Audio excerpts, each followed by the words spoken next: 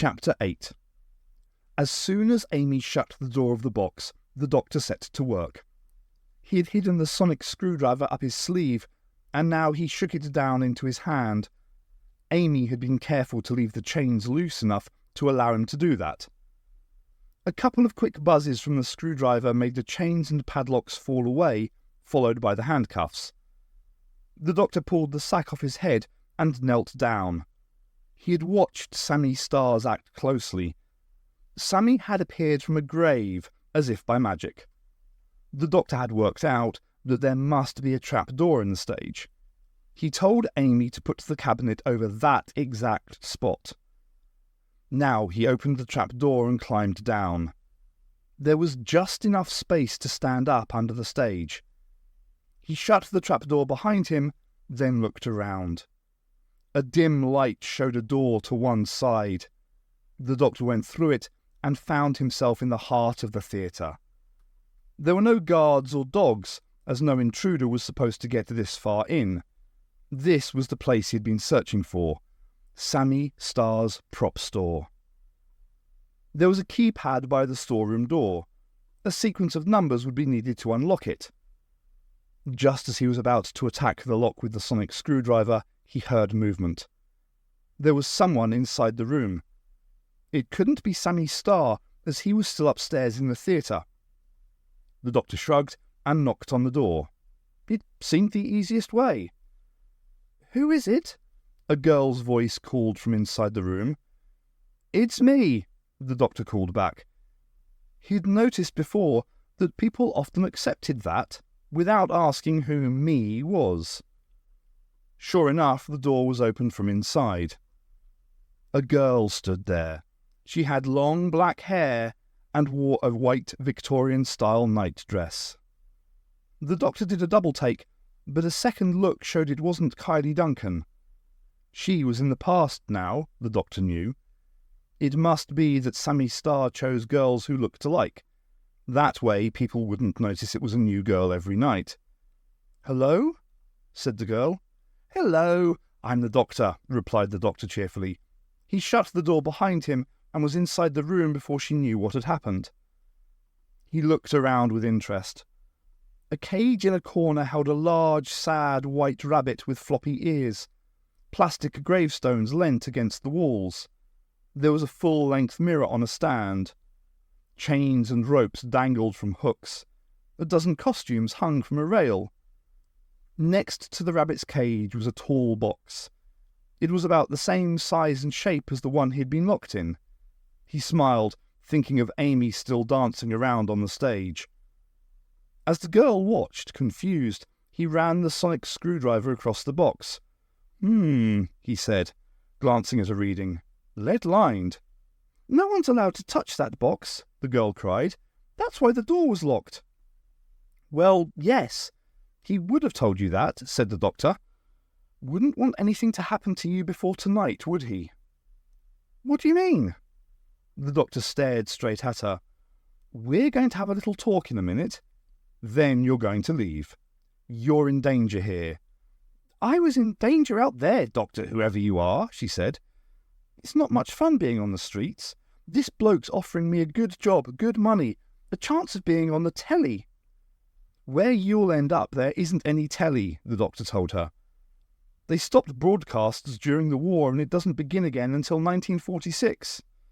Even then it's pretty much only Muffin the Mule and the news." "You're mad," the girl said. Yes, said the doctor. "Now, are you going to help me steal this box or not?" She stared at him. "Not, of course." She turned away. "I'm going to get Mr. Starr." He darted across the room to get to the door first. "Please don't," he said, barring her way. "I'll explain." He took a deep breath. The door burst open, nearly hitting the doctor, and Sammy Star charged in. "I knew it," he said. "I knew I'd find you here." He turned to the girl. "Go and wait in the theatre while I deal with this spy." "I'm not a spy," said the doctor, as the girl hurried out. "I'm a concerned citizen, concerned that you've got a deadly alien monster inside that box, and you keep letting it loose." "I don't care if it's deadly," said Sammy Star. I don't care if it's alien, and I don't care if it's a monster. All I care is that it's bringing me fame and fortune. I'm not going to let you spoil that for me." The doctor boggled. "You're really putting fame and fortune above the lives of all these young girls?" "Yes." The magician strode towards him. "They're nothing. They're worthless. The scum of the gutter. They have no place, no use. They have no home." "I have no home," said the doctor quietly. "Having no home doesn't make you a lesser person." He turned and pointed at the lead-lined box. "Doing this sort of thing is what makes you a lesser person." The doctor shouldn't have turned his back. Sammy Starr grabbed a coil of rope off a hook and jumped on him. The doctor fought back, but he had been taken by surprise. His arms were pinned to his sides, and Sammy Starr tied him to a chair. "No one's going to get in my way," the man said. "I don't know how this thing works, but I know that it does work." He unlocked the padlock on the lead-lined box and nudged the door open. "I'll say goodbye now." He backed out of the room, and the doctor heard the sound of a beep as the door locked itself. He'd dropped the sonic screwdriver during the struggle. It took just a fraction of a second for him to look down to see where it had landed. By the time he looked up again, the weeping angel was out of the box. "Oh dear," the doctor murmured to himself. "This is slightly awkward." Amy was carried out of the theatre by a security guard. "Wow," said a girl, who was dressed as a court jester. "I thought it was bad when they came out crying." Amy wasn't surprised to be thrown out. It was getting to be a habit. She only hoped that the ruse had brought the doctor enough time. He would have had a couple of minutes' head start at least. As long as he was able to find the angel, that was the main thing. They had a good few hours yet to work out how to deal with it. Of course, she also had to work out a way of getting back into the theatre. At least she had a while to sort that out too. She went and sat by one of the bronze lions in Trafalgar Square while she thought things through. Amy wasn't sure how long she had been sitting there when she heard a vehicle screech to a halt. A minibus had stopped on one of the roads at the edge of Trafalgar Square. To her huge surprise, she saw Rory jump out of its door. To her even greater surprise, two old ladies hobbled after him, walking sticks in hands. They appeared to be the two old women who had sat behind him in the theatre the night before. Hey, over here," Amy called out. Rory heard and swerved towards her. "Nice outfit," he began. Yes, said Amy. "I look like I'm from the space year 3000, I know. What are you doing here? I think you're going to get a parking ticket, by the way." "I found out something. I thought the doctor ought to know as soon as possible," Rory said. The two ladies joined them. "Amy, this is Kylie Duncan and Amber Reynolds, as was. Now Mrs. Collins and Mrs. Hooper." "Hello. We met last night," said Amy. "It's very nice to see you." Mrs. Hooper peered at her. "You tied me up." No," Amy said. "I'm pretty sure you're thinking of someone else there." She quickly turned to Rory. "What is it that the doctor needs to know?"